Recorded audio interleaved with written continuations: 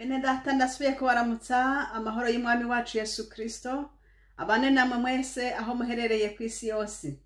Ndasubiye gushimira data wa twese ahoraho kubw'ubu buntu bukomeye asuye kutugirira kugira ngo dusangire ijambo ry'Imana. Yesu nashimwe.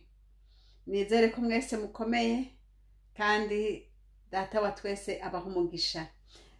Uyu munsi ngo batuganire ku ijambo ry'Imana. Murazi ko tumaze nisi twibuka ibihe vya Pentecote. Hanyuma umuntu akaba yo kwibaza ati mbega ivyo bihe vya Pentecote ni vya bihe vya kera, mbega uyu munsi ivyo bihe turavyibuka mu buzima bwacu, mbega biraboneka canke muhemu yera yaherutse kururukira kuri bari abantu ba kera gusa. Uyu munsi tugiye kurabira hamwe rero amajambo amwamwe twifatikiza mu gushinga intahe tuvuga yuko ivyo Yesu yakora kera n'uyu munsi akibikora. Yesu nashimwe. Dusomye mu gitabo vyakozwe n'intumwa igice ca mbere hariya ku murongo w'8 turasoma ijambo rivuga ngo ariko muzohabwa ubushobozi mpwemu yera niyabazako, muzobivyabona vyo kunshingira intahe i Yerusalemu, i Yudaya hose, i Samariya no gushitsa ku mpera y'isi. Imana ishimwe. Tugende tubandanye hariya ku gice ca kabiri.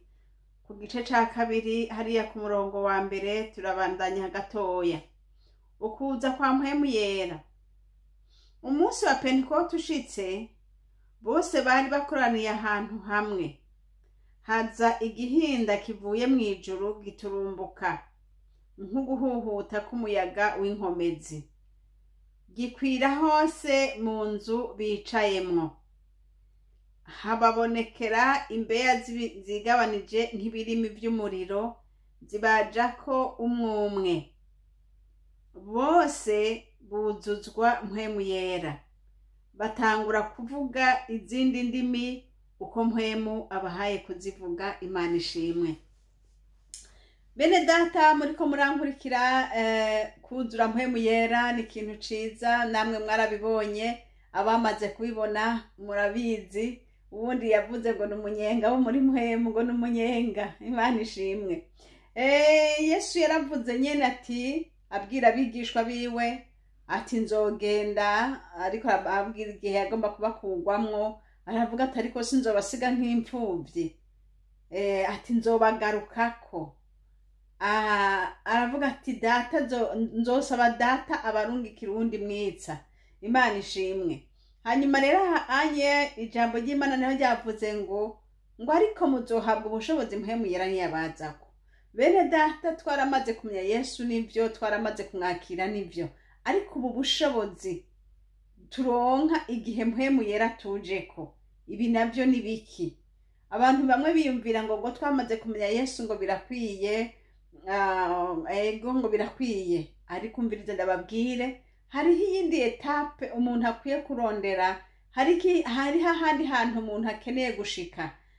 Ijambo ry'Imana hariho ahandi nasomye havuga ngo mbega mwarakiriye mpwemu yera igihe mwizera.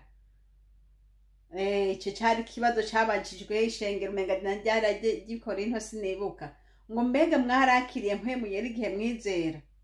Uyu munsi nawe no kubaza nti mwene data wakijijwe, mbega nawe warakiriye mpwemu yera igihe wizera? Niba utaramwakira nshuti yanje umve ndakubarire, ni nkenerwa ku mukristo n'ubushobozi bukubashisha gushingira intahe Kristo Yesu, n'ubushobozi bukubashisha kwirinda vya bindi vyose vyahora bikunesha, n'ubushobozi n'izindi nkomezi. Wandikiye ijambo mu vyakozwe n'intumwa dusomye ngo ariko muzohabwa ubushobozi mpwemu yera niyabazako. Igihe rero umuntu amaze kuronka ubushobozi, ubwo bushobozi niho aca ashinga intahe ashize amanga.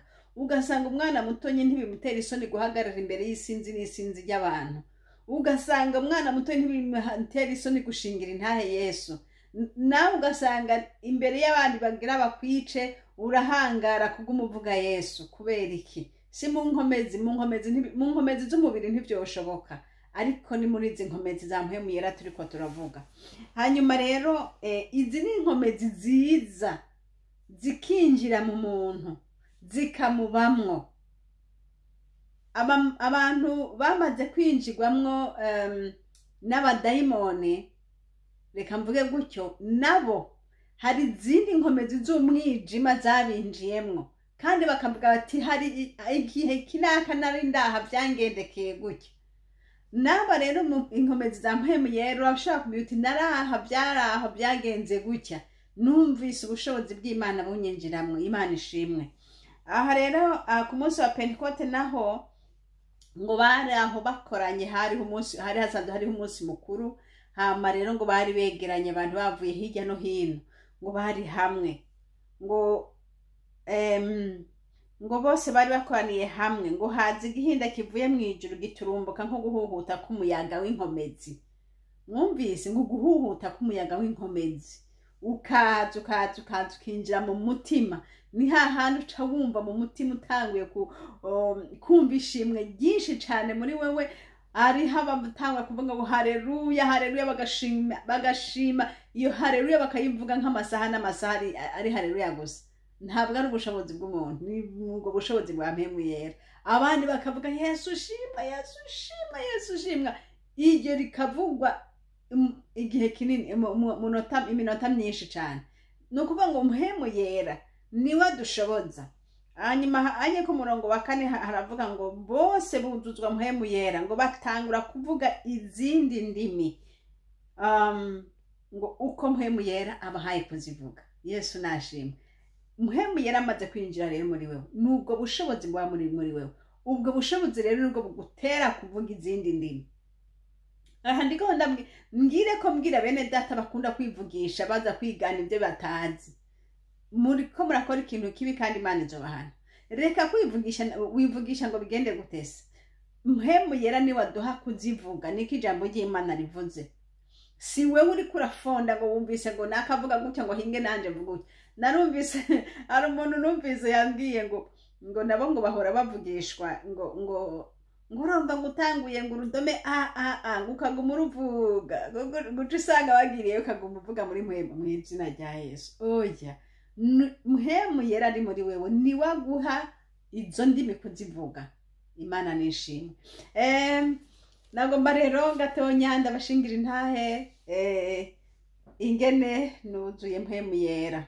Igihe twebwe twihana narabashingira intahe mu bihe byarenganye. Intahe zanje ziri muri shene ya Zaburisha, no muri shene ya y'Umuco Wera TV niho muzozisanga. Ariko kuri shene yanje ntabwo ndazivugaho, ariko nzoza ndavuga gato ntaco. Igihe nihana jewe nihanye ndi umwana mutoya, hanyuma nari ntaratangura kugenda mu kwiga. No, nari mfise imyaka 7. Ego, nari mfise imyaka 7. Hanyuma rero muri ico gihe narakiriye Yesu ndihana. Ariko ngomba kuvuga uyu munsi kuzura mpemu yera uko byabaye. Muri ico gihe ndi umwana mutonya nagize ishaka ryinshi ryo kumenya uyu mpemu yera, kuko bari baratwigishije batubwira ngo udafise mpemu yera ngo ntazoduga mu ijuru, ngo n'ubushobozi buzodutwara mu ijuru. Rero ico kintu ndatiga ni yeje mbega hamwe yoza ubu ntararonka ubwo bushobozi nzogenda gute? Ibyo rero nibyo byanteye kuguma umwanya wose nguma ndondera kuzura mpemu yera. Ndibuka nahora nkagenda mu gashamba ndagiye impene, nkagenda ngapfukamayo nkavuga mwami ndakwingiza unyuzuze mpemu yera. Aho ndi hose umwanya wose naguma n'iryo sengesho nari mfise. Ndibuka n'igihe ndi muhira narashobora gusohoka irembo nkagenda mu bitoki ngapfukamayo, canke mu bigori birebire mu murima nkagenda ngapfukamayo, nkavuga ntiyamara mwami wanje jewe ndakugomba ndakwinginze umbatirize muri mpemu yera. Ariko naguma mvuga, ariko haraheze igihe kirekire n'ukuri, hoba haraheze ngira ngo nk'imyaka 3 nguma nsenga ariko sindonke, nguma nsenga none ibi bintu bizoza gute? Hanyuma rero kubera yuko nari nabigize umwanya wose nkama ndiko ndabirondera mu mutima wanje, nibuka umunsi umwe rero mu gatondo ngomba kugenda ku ishure, ndibuka mfukamye ku gitanda kuko ryari isengesho ryanje rya misi yose. mfukamye ku gitanda rero ndiko ndashima Imana hamwe nyene umuntu agira senge mu gatondo nyene abyutse ndasenga ntangwe gusenga numva ubushobozi bwinshi cyane bwuze mu mutima wanje numva iki gihinda mwumva uyu muyaga uyu abamaze kubatiza mpemu yera barabumvise nabo kuko ni umuyaga wumva ni nk'ubushobozi bwinjira muri wewe ukaza wumva nyene buguteye kuvuga cyane gushima muri kurashima ugacushima Imana rwose hanyuma rero ngo ukaca wumva nyine uri kuravuga donc uko mpema nguhaye kuvuga mu ndimi. Yesu nashimwe uyu munsi mu gatondo mfukamye ku gitanda mu nzi wacu niho mpemu yera yanyururukira numva ndiko ndashima Imana nshima mu rundi rurimi nshima yo umwanya muremure sinzi nyene ukuntu akenge kagarutse ngo yo nguracerewe ku ishuri ncamvunduruka ngaho onye nkaraba ndiko ndashima Imana nambara ndiko ndashima nirukanga mwibarabara ngenda ku ishuri ngenda ndavugisha gushikayo ubwo bushobozi bwanse kundekura ngomba kuvuga ngo Imana ni Imana ikomeye cyane ni Imana ihambaye kuva ubwo bushobozi buca bugumana nanje. Yesu nashimwe, Yesu nahabwa icubahiro. Ijambo ry'Imana ryatubwiye ngo ariko muzohabwa ubushobozi mpemu yera niyabaza ngo muzobi vyabona byo kunshingira intahe. Niho hahandi muri za ntahe nababwira twakunda gukoranya abana muri primaire tukabasengesha. Muri primaire tuhabaye umuvyuru ukomeye cyane, ababizi barabizi muri ico gihe cacu habaye umuvyuru ukomeye mu gwaruka muri primaire abana batoya. Hageze saa sita twagenda gusengera ahantu hariho umwonga hepfo y'ishure hitwa Munyangwe, tukagenda saa sita tukicara hiyo tugasenga tugashima tukumva nyene nta yewe ubushobozi bw'Imana bwari muri twebwe. Hama rero hagera igihe abakozi b'Imana ngira baramenye ko twamba dusengera mw'ishamba ati oya ibyo si vyiza, baca batubwira ko tuzohora tugenda mu rusengero. Abandi bataha kujya saa sita natwe tukagenda mu rusengero tugasenga. Umwanya wose wa recreation twaba turonse yaba ari umwanya wo kwegera Imana. Ndibuka na hahandi nk'umwigisha bataraza hamwe abandi bariko bavuga twebwe basanga dufise akabibiriya twadusezerano twa bleu twa kera, niko wasanga umuntu afise ariko arasoma umwanya wose uronse umutima wo kwegera gusoma ijambo ry'Imana, umwanya wose uronse kuba wenyene yaba ari umwanya wo gusenga. Uko niko mpemu yera yagiye adukoresha. Ubwo bushobozi bw'Imana bwadukoresheje byinshi mu gihe cacu. Yesu nahabwa icubahiro. Hanyuma ndiko ndabwira bene data bamaze kumenya Yesu, waramenye Yesu mugabo gira iyindi ntambuko nshuti yanje, gira intambuko yo kurondera Yesu hanyuma umwizere.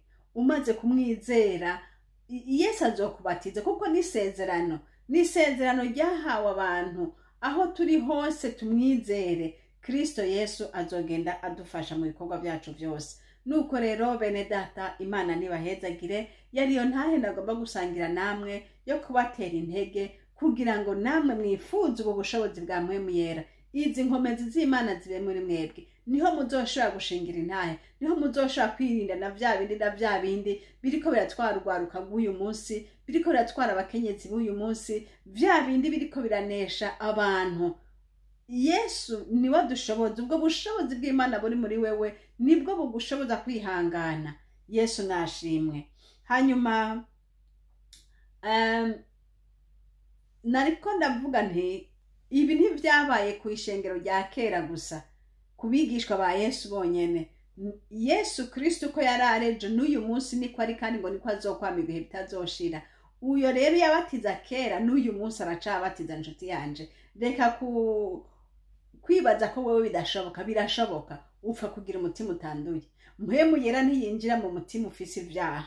Wame wiyeza kuri gato no kuri kanini, wame ufise umutima wo kwihana. Umutima wo kwihana hanyuma usabe mpemu yera. Yesu aguhezagire, Yesu agufashe. Mpemu yera kandi ari muri wewe niwe azokwereka ati rega hajya wacumuye ihane, rega bya bintu si vyiza bireke.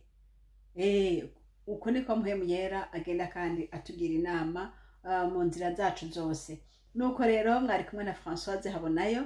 Inomero za telefone ni +46 768 0065 46. kandi iyi shene turiko turavugira ko ni shene Habonayo muri majuscule wanditse uzocobona n'izindi ntahe nyinshi, n'ayandi majambo y'Imana menshi, ibindi byo gufasha muri uru rugendo. Nuko rero Yesu naguhezagire kandi aguha umugisha, kandi akwifurije kuzura mpwemu yera. Nturacererwa nshuti, kuko nisezerano kubizeye Kristo Yesu bose, nisezerano kuri wewe mwakiriye kugira ngo ubu bushobozi nawe bukubemwo. Kristo Yesu abagire neza. Amen.